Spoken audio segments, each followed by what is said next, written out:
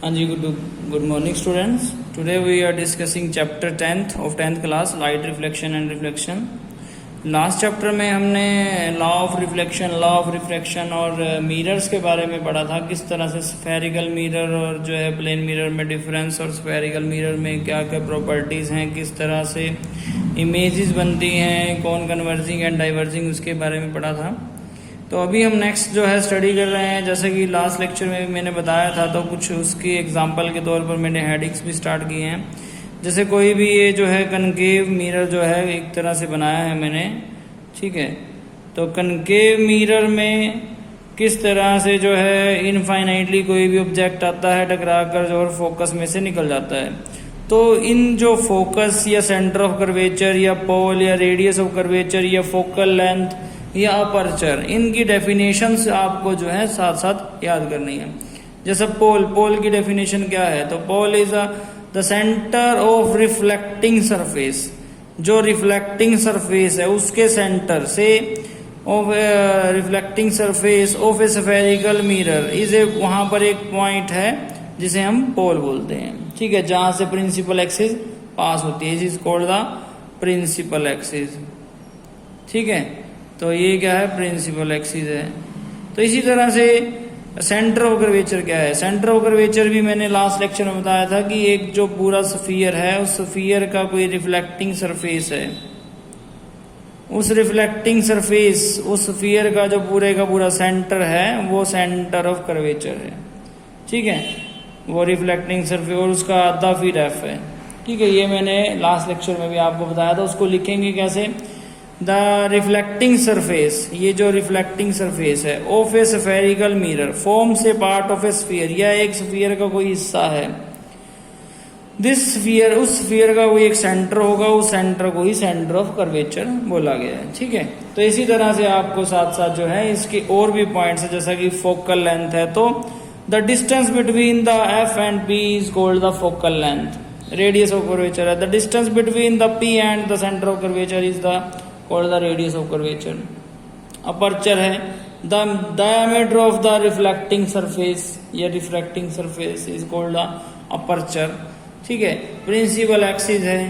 तो इस तरह से आपको जो है सभी हेडिंग्स जो है वो साथ साथ लर्न नाम को कर लेनी है। उसके बाद हमने लास्ट लेक्चर में जो है कनकेव मिरर और कन्वेक्स मिरर के बारे में पढ़ा था। तो अब हम कनकेव मिरर के जो भी रिजल्टिंग एक तरह से इमेजेस होंगी, ठीक है, जो भी रिप्रेजेंटिंग इमेज है फॉर्मिंग फ्रॉम द एक तरह से स्फेरिकल मिरर में, वो हम जो है आज हम देखते हैं कि किस तरह से इमेज जो है वो बन पाती हैं, ठीक है। तो यहाँ पर जो है एग्जांपल के तौर पर जो है इसमें जैसे कि कनकेव मिरर की 6 इमेजेस जो है वो बन पाती हैं। 6 इमेजेस कैसे बन पाती हैं, तो आप इसी डायग्राम में ध्यान से देखें। फर्स्ट इमेज बनेगी इनफाइनाइटली, कोई भी ऑब्जेक्ट आता है तो फर्स्ट इमेज बनती है, ठीक है। सेकंड इमेज बिहाइंड सी से अगर कोई ऑब्जेक्ट उठता है तो सेकंड उसका ऑब्जेक्ट का जो है प्लेसिंग है, 6 प्लेसिंग है ऑब्जेक्ट की।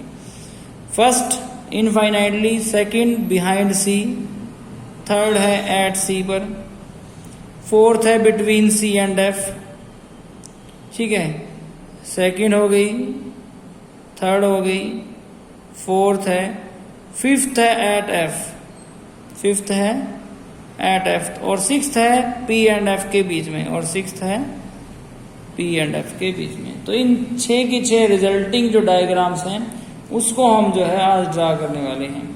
तो फर्स्ट डायग्राम जो है मैं ड्रॉ करने वाला हूं, उसमें जो है फर्स्टली आपको जो है 6 टाइम जो है कनकेव मिरर आपको जो है बना लेने हैं।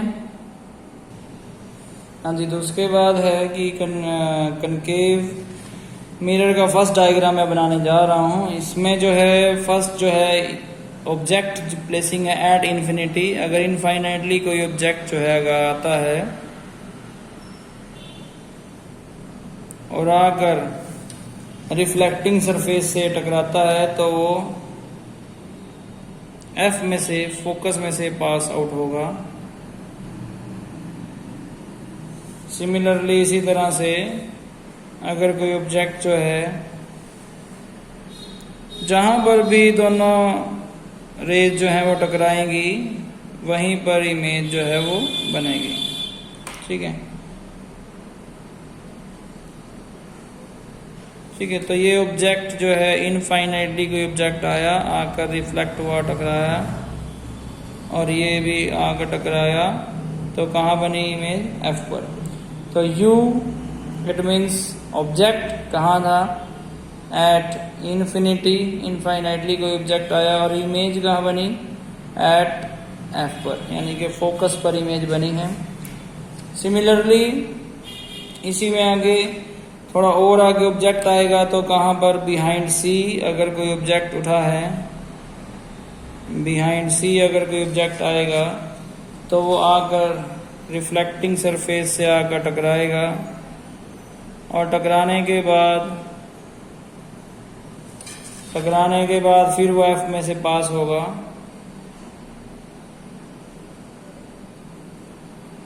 ठीक है, अब इसमें जो है F में से पास होने के बाद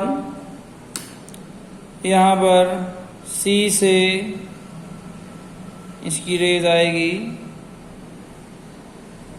और टकरा कर 90 डिग्री से ही वापस चली जाएगी, और यहाँ पर टकराने के बाद इमेज बनेगी।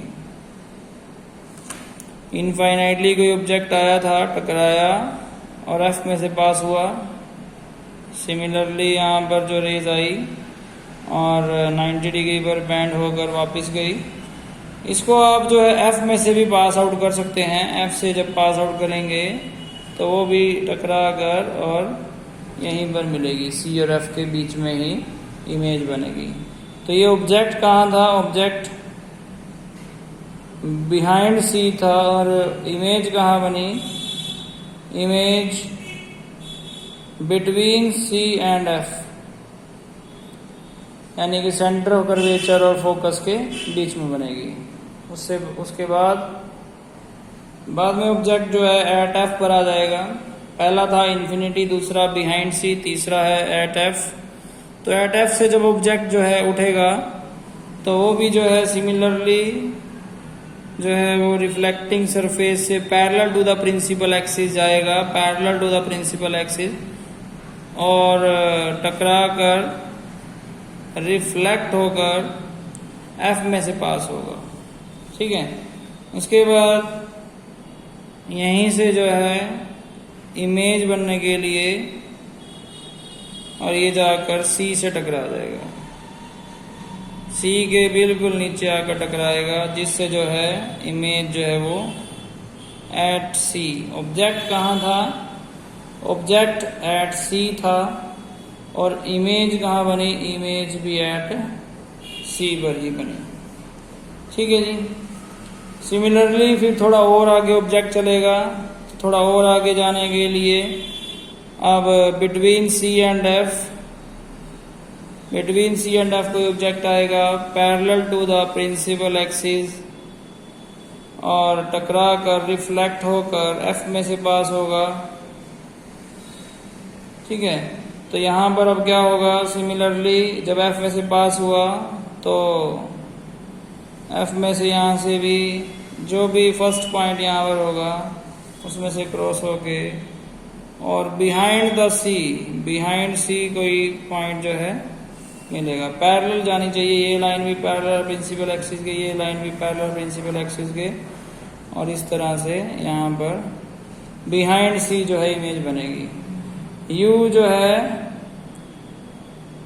बिटवीन C एंड F था, और V जो है बिहाइंड C बन गई। ठीक है जी। उसके बाद आगे है एट F। अगर कोई ऑब्जेक्ट एट F जो है उठेगा, अगर कोई ऑब्जेक्ट एट F पर हो तो parallel to the principal axis जाएगा और टकरा कर F में से पास होगा।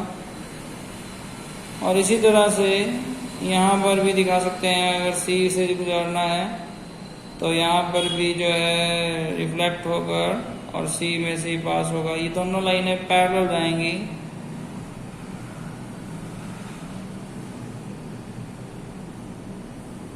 तो पैरेलल जाएगी तो इनफाइनाइट जो है ऑब्जेक्ट पर इमेज बनेगी। ऑब्जेक्ट एट F था और इमेज जो है एट इन्फिनिटी पर बनेगी जाकर। अब ध्यान से देखेंगे तो u इन्फिनिटी पर था और इमेज f पर बनी थी फर्स्ट डायग्राम में। उसके बाद लास्ट है, अभी तक जो भी इमेजेस बन रही थी वो रियल एंड इन्वर्टेड बन रही थी, बट नाउ जो इमेज बनेगी वो वर्चुअल एंड डायरेक्ट बनेगी। ठीक है, अब जो इमेज बनेगी वो कैसी बनेगी, वर्चुअल एंड डायरेक्ट इमेज बनेगी।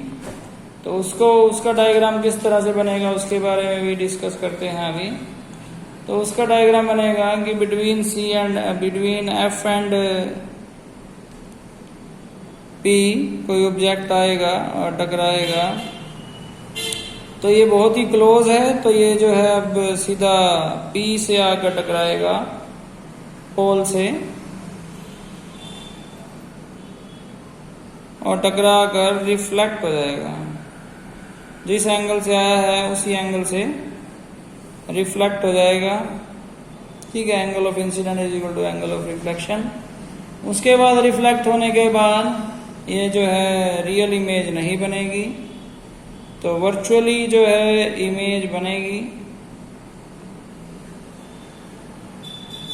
तो वर्चुअली कहाँ बन रही है, तो यहाँ ध्यान से देखेंगे तो बिहाइंड द मिरर जो है इमेज बनी। ठीक है, बिहाइंड द मिरर इमेज बनी। तो इसको कैसे लिखते हैं, तो इसमें लिखेंगे u बिटवीन, कहाँ पर है, p एंड f के बीच में है, और v इमेज कहाँ बनी है, इमेज बिहाइंड द मिरर बनी है, बिहाइंड द मिरर। ठीक है, अब बात आती है कि किस तरह की इमेज बनती है। तो ध्यान से देखिए, यहाँ पर ऑब्जेक्ट छोटा था, इमेज बड़ी बड़ी, तो इसको एनलार्ज बोलते हैं। और ये वर्चुअल एंड इरेक्ट है। ठीक है, ये नेचर है इमेज का, ये भी इसका नेचर है। ठीक है, नेचर ऑफ इमेज पूछेगा तो आपको बताना है कि रियल एंड इन्वर्टेड है या वर्चुअल एंड डायरेक्ट है। फिर साइज ऑफ इमेज और साइज ऑफ ऑब्जेक्ट है। ठीक है, तो साइज ऑफ इमेज किस तरह की बनती है, साइज ऑफ इमेज एनलार्ज बनी, इसमें हाईली एनलार्ज बनी। ठीक है, इसमें भी एनलार्ज बनी थी, इसमें साइज सेम आया था, सेम साइज। ठीक है, सिमिलरली इनके अंदर जो है बहुत ही पॉइंट साइज इमेज बनी थी, तो बहुत ही छोटी इमेज, हाईली डिमिन्स्ड इमेज, डिमिन्स्ड बोलते हैं। और इसमें भी इमेज का साइज जो है छोटा है, तो ये भी डिमिन्स्ड थी। ठीक है, बाकी ये रियल एंड इन्वर्टेड है, इनका नेचर रियल एंड इन्वर्टेड है। ये सभी 6 के 6 डायग्राम आपको जो है ध्यान से समझ लेने हैं और ड्रॉ करके देखने हैं। ठीक है, थैंक यू सो मच।